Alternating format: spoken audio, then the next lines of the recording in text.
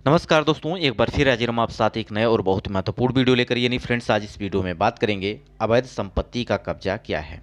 यानी कोई प्लॉट है, कोई खेत है, कोई मकान है, कोई भी व्यक्ति अवैध तरीके से कब्जा कर रखा है तो उससे कैसे छुटकारा पाएं, और कोई भी अवैध तरीके से कब्जा ना करे इसके लिए आपको क्या क्या उपाय करने चाहिए, इस वीडियो में आपको पूरे डिटेल के साथ समझाएंगे।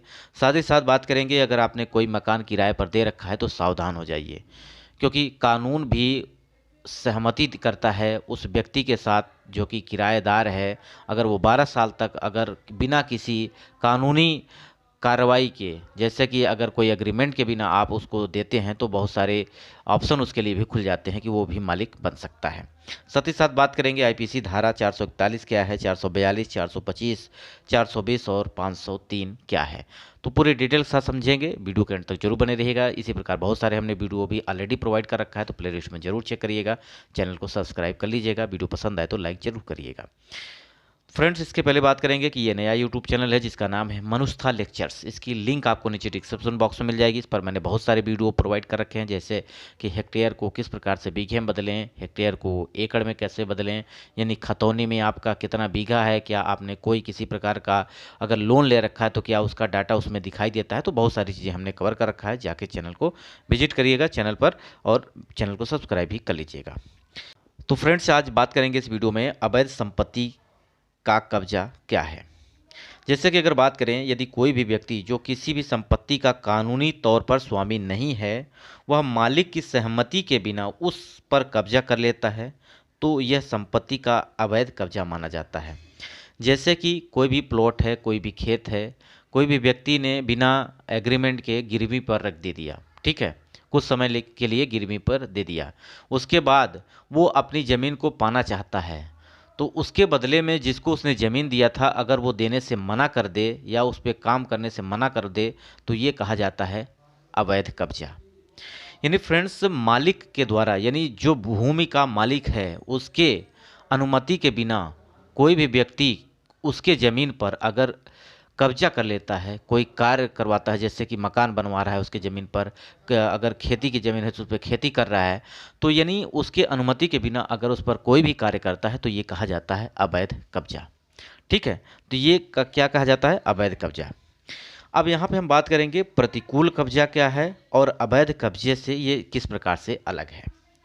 तो प्रतिकूल कब्जा की बात करते हैं। अगर कोई भी किराएदार 12 साल से अधिक की अवधि के लिए संपत्ति पर कब्जा रखना जारी रखता है तो उसे कानून भी अवैध कब्जा जारी रखने में सक्षम करेगा। यानी कोई भी व्यक्ति अगर 12 साल तक किसी भी बिना, जैसे कि कोई ज़मीन है खाली पड़ी है, उस पर कोई भी व्यक्ति अपना मकान बनाता है और मकान बनाने के बाद वो उस ज़मीन पर रहने लगता है, और 12 साल तक उस ज़मीन के मालिक को ये पता नहीं चलता कि उस पर कोई भी व्यक्ति उस पर रह रहा है, और उसने किसी प्रकार की कानूनी कार्रवाई नहीं की उसके खिलाफ, तो वो ज़मीन जो होगी वो कानून भी उसे उसी के नाम पट्टा कर देगा, या उसी को जो कि वो मालिक का बना सकता है, जो कि वो जो ज़मीन पर उस पर कब्जा है। तो ये नियम जो कि 1963 के तहत दिया गया था, जो कि अभी भी लागू है, तो इससे सावधान हो जाइए कि किसी भी ज़मीन पर या किसी भी मकान को आप किराए पर दे रहे हैं तो सबसे पहले क्या कराना है, एग्रीमेंट करवाइएगा। यानी एग्रीमेंट में आपको लिखित रूप में लेना है कि आपने कितना ज़मीन या कोई भी मकान कितने रुपए महीने या कितने साल के, आप पूरा बाकायदा उसमें पूरा डिटेल करवाइए। उसके बाद एग्रीमेंट रखिए, और 12 साल तक तो रहने ही नहीं देना है अपनी ज़मीन पर किसी भी व्यक्ति को, ठीक है, नहीं तो आपके साथ धोखा हो सकता है, जो कि ये प्रतिकूल कब्जा कहा जाता है। ठीक, यानी आपकी ज़मीन है फिर भी आप उसके मालिक नहीं होंगे, ये आप जरूर ध्यान रखिएगा। अवैध कब्जे से कैसे निपटें, यानी कोई भी अगर अवैध कब्जा कर लेता है या अवैध कब्जा करने के बारे में सोचता है तो सबसे पहले आपको क्या क्या चीज़ें करनी चाहिए जिससे कोई भी व्यक्ति आपकी ज़मीन पर अवैध तरीके से कब्जा ना कर पाए। ठीक, तो सबसे पहले हम बात करेंगे रेंट एग्रीमेंट ज़रूर बनवाएं और रजिस्टर करवाएं। यानी रेंट एग्रीमेंट का मतलब कि आपने देखा होगा कि बहुत सारे लोग हैं मकान को किराए पर दे देते हैं। जैसे कि मकान को किराए पर दिए, 1 फ्लोर, 2 फ्लोर, 3 फ्लोर, और उस पे कोई कार्य हो रहा है।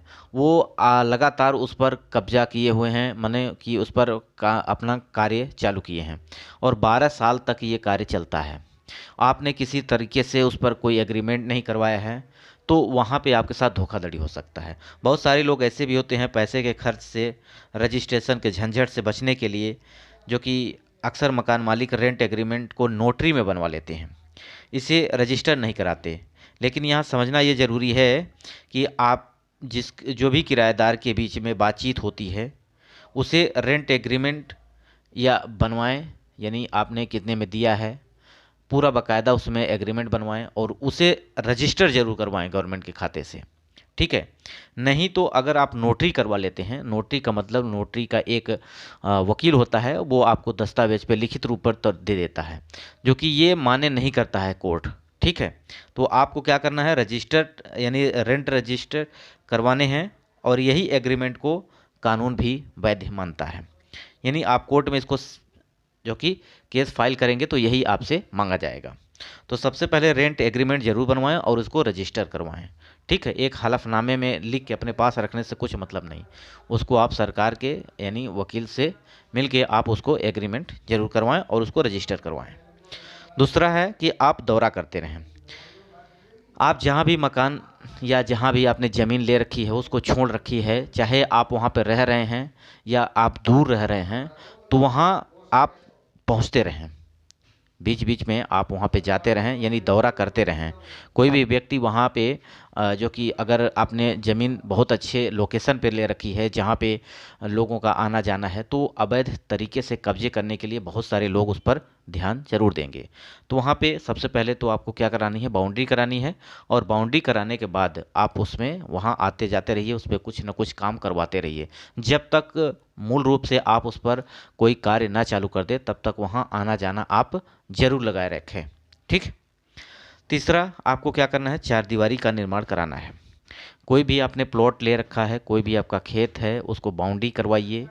अगर प्लॉट है तो उसको चार दीवारी बनवाना है, यानी दीवार उसके चारों तरफ अपने जितना भी आपकी ज़मीन है, जितने भी गज, जितने भी फुट, जितने भी आपकी ज़मीन है, उस पर पूरा बाकायदे आप क्या करेंगे, चार दीवारी बनवाएंगे। और चार दीवारी बनाने के बाद भी अगर आप दूर रह रहे हैं, यानी आप जैसे देश से बाहर रह रहे हैं या देश में ही हैं और ज़्यादा दूर पे हैं, तो वहाँ पे एक निगरानी करने वाले व्यक्ति को रख दीजिए, जो कि आपकी वो प्रॉपर्टी को ध्यान रखेगा, और आपकी जो भी वहाँ पे क्रियाकलाप होती है, आप नहीं पहुँच पाते हैं तो आपको सूचना जरूर देगा। तो क्या करना है, चार दीवारी बनवाना है और वहाँ पे आप पहुँचते रहें। कोई भी काम जैसे पेड़ पौधे लगवाने हैं वहाँ पे लगवा दीजिए। वो सारी चीज़ें आप वहाँ करते रहेंगे तो अगर मान लीजिए कोई भी ज़मीन पड़ी रहती है, तो वहाँ पे जो अवैध कब्जा करने वाले होते हैं, यानी माफिया गुंडा होते हैं, वो सब ध्यान देते हैं कि ये ज़मीन खाली पड़ी है, और उसमें ज़बरदस्ती अगर कोई भी काम चालू करवा देते हैं, तो आपको वहाँ पे उसको हटवाने में बहुत सारे समय लग जाएंगे, पैसा लग जाएगा। तो इसलिए ज़रूर आप ध्यान रखें कि वहाँ पे चार दीवारी करें और उसमें अपना कार्य भी कुछ कराएं। तीसरा, वार्निंग बोर्ड, साइन बोर्ड जरूर लगवाएं। यानी आप जो भी ज़मीन ले रहे हैं उसके सामने अपना बोर्ड, अपना नाम, अपना पूरा डिटेल वहाँ पे लिखवा दीजिए। और बाउंड्री बनवाने के अलावा ये भी आपको काम करना है, यानी वार्निंग साइन बोर्ड जरूर लगवाएं, जिसमें आपके पूरे डिटेल होने चाहिए, यानी कितनी संपत्ति है, यानी ट्रेड पास कराने के खिलाफ कोई भी कार्रवाई की जाएगी अगर कोई भी वहाँ पे ज़बरदस्ती करता है। अब फ्रेंड्स, अगर हम बताएं अपनी किराए पर दी गई प्रॉपर्टी पर, अब हम बात करेंगे अवैध कब्जे की शिकायत कहाँ करें। यानी आपके ज़मीन को, आपके कोई प्लॉट को कोई किसी ने ज़बरदस्ती अवैध तरीके से अगर उस पर कब्जा कर लिया है, तो उसकी शिकायत कहाँ करें। तो सबसे पहले शहर के पुलिस अधीक्षक यानी एसपी के पास लिखित शिकायत दर्ज कराना चाहिए। यानी एसपी के पास, जो पुलिस अधीक्षक होते हैं, उनके पास आप लिखित रूप से उनसे शिकायत कर सकते हैं जहां संपत्ति स्थित है। यदि एसपी शिकायत को स्वीकार करने में दिक्कत हो रही है, यानी वहां पे आप नहीं पहुंच पा रहे हैं, तो आप क्या करेंगे, उससे संबंधित अदालत में भी जा सकते हैं। या तो सबसे पहले इसके लिए आपको पुलिस शिकायत दर्ज करें, यानी एफआईआर दर्ज कराइए।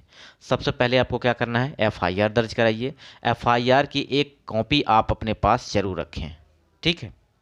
यानी एक प्रति आपको अपने पास रखना है, और अगर बात की जाए दंड प्रक्रिया यानी सीआरपीसी के तहत अगर बात की जाए तो 145 के तहत ये कार्रवाई करने के लिए बाध्य होंगे। अगर आप कोई भी आपके पास कोई भी ज़बरदस्ती अगर अवैध तरीके से आपके पास कोई ज़मीन को हड़पता है तो धारा 145 के तहत जो कि पुलिस शिकायत आपकी ज़रूर मानेगी और वहाँ पर जाएगी जहाँ पे आपकी प्रॉपर्टी पर अवैध कब्जा कराया गया है।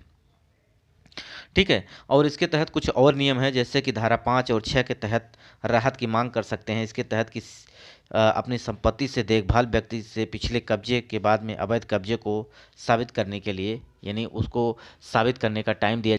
अब यहाँ पे हम बात करेंगे कुछ महत्वपूर्ण आईपीसी धाराएं, यानी इंडियन पेनल कोड के तहत धारा 441 ये क्या कहती है? आपराधिक अत्याचार के बारे में बताती है, यानी क्रिमिनल ट्रेसपास को बताती है।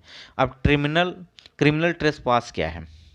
अगर इसकी बात करें तो जो कोई भी किसी अन्य के कब्जे वाली प्रॉपर्टी में प्रवेश करता है, यानी कोई भी व्यक्ति किसी के कब्जे वाली प्रॉपर्टी में प्रवेश करता है या ऐसी संपत्ति के कब्जे वाली किसी भी व्यक्ति को धमकाता है, अपमानित करता है या परेशान करता है, तो कानूनी रूप से ऐसी संपत्ति में प्रवेश करता है, ऐसे किसी व्यक्ति को धमकाने, अपमानित करने या नाराज करने या अपराध करने के इरादे से अवैध रूप से वहाँ रहता है, वो आपराधिक अत्याचार कहा जाता है।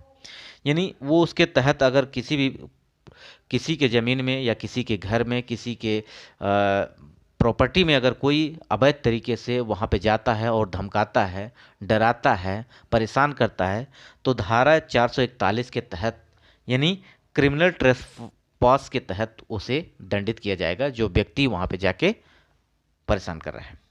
अब बात करते हैं धारा 425 क्या है? तो यह एक खंड बदमाशी से संबंधित है। अब खंड बदमाशी क्या है? जो कोई भी इस इरादे से यह जानते हुए कि यह पब्लिक या किसी व्यक्ति को गलत तरीके से हानि या नुकसान पहुंचाता है, यानी कोई ऐसा व्यक्ति जो किसी भी सरकारी हो या पब्लिक की हो, तो वहाँ पे अगर किसी भी प्रकार के गलत तरीके से वहाँ हानि या नुकसान पहुंचाता है, तो ऐसे किसी प्रॉपर्टी को बर्बाद करता है या संपत्ति को खराब करता है, तो इसके तहत यानी 425 के तहत उसे जो सज़ा मिलती है वो बदमाशी के अंतर्गत आती है। ठीक है, तो ये धारा 425 है। अब बात करते हैं धारा 420। यह धारा धोखाधड़ी और बेईमानी से संपत्ति की सुपुर्दगी से संबंधित है, यानी धोखाधड़ी से कोई भी ज़मीन या कोई भी प्रॉपर्टी या बेईमानी तरीके से हड़प लेते हैं तो वहाँ पे ये धारा 420 लगाई जाती है। जो कोई भी धोखा देता है, धोखा के शिकार व्यक्ति को कोई भी किसी भी संपत्ति को किसी भी व्यक्ति को देने के लिए प्रेरित करता है, एक कीमती प्रतिभूति के तौर पर किसी हिस्से को बनाने या बदलने या नष्ट करने के लिए कुछ भी जिस पर हस्ताक्षर किया गया है, मुहर लगी है और जो एक कीमती प्रतिभूति में बदल सकता है, यदि किसी अवधि या किसी अवधि के लिए कारावास से दंडित किया जाएगा। यानी अगर किसी प्रकार का धोखाधड़ी करता है किसी प्रॉपर्टी पर या किसी भी तरीके से किसी की कोई प्रॉपर्टी है उस पर ज़बरदस्ती या धोखे से उसको ज़मीन को ले लेता है या धोखे से कोई ऐसा काम कर देता है जिससे उस व्यक्ति को हानि पहुंचती है, तो ये 420 के अंतर्गत आता है और इसके तहत इसको सजा मिलेगी। अब बात करेंगे धारा 442 क्या है? तो धारा यह 442 जो है वो घर के ट्रेसपास से संबंधित है, यानी घर का ट्रेसपास क्या है? जो कोई भी किसी भी व्यक्ति के निवास के रूप में उपयोग किए जाने वाले किसी भवन, तंबू, नाव या पूजा के स्थान के रूप में प्रॉपर्टी की कस्टडी के स्थान के रूप में उपयोग किए जाने वाले किसी भी भवन में प्रवेश करता है या उसमें रहकर आपराधिक अत्याचार करता है, उसे गृह अत्याचार कहा जाता है। यानी किसी के जैसे कि घर है, कोई तंबू है, कोई नाव है या कोई किसी प्रकार का पूजा स्थल है, तो वहाँ उसके घर में प्रवेश करके उसके साथ अत्याचार करना यानी व्यवहार सही ना करना, उससे झगड़ा लड़ाई करना, तो ये सारी चीज़ें आती हैं 442 के अंतर्गत। इससे संबंधित उसे जो कि दंडित किया जाएगा। अब बात करेंगे धारा 503 क्या है? यह खंड आपराधिक धमकी से संबंधित है। आपराधिक धमकी क्या है? इसका मतलब अगर समझें तो जो कोई भी किसी अन्य व्यक्ति को उसकी प्रतिष्ठा, संपत्ति, उस व्यक्ति को या उस व्यक्ति की प्रतिष्ठा को चोट पहुंचाने की धमकी देता है, जिसमें वह व्यक्ति की दिलचस्पी रखता है, उस व्यक्ति को डराने के इरादे से उस व्यक्ति को कोई भी कार्य करने के लिए मजबूर करता है, तो वह कानूनी रूप से ऐसा करने के लिए बाध्य नहीं है या किसी भी कार्य को करने से रोकने के लिए जो वह व्यक्ति कानूनी रूप से करने का हकदार है, ताकि इस खतरे से बच सके, आपराधिक धमकी देता है। यानी जो आपराधिक धमकी देता है, किसी काम को अवैध तरीके से कराने की धमकी देता है, उसके तहत जो कि ये सज़ा दी जाती है, यानी 503 के तहत। तो फ्रेंड्स, ये वीडियो आपको कैसा लगा कमेंट बॉक्स में जरूर बताइएगा। वीडियो यहीं समाप्त करते हैं। नमस्कार।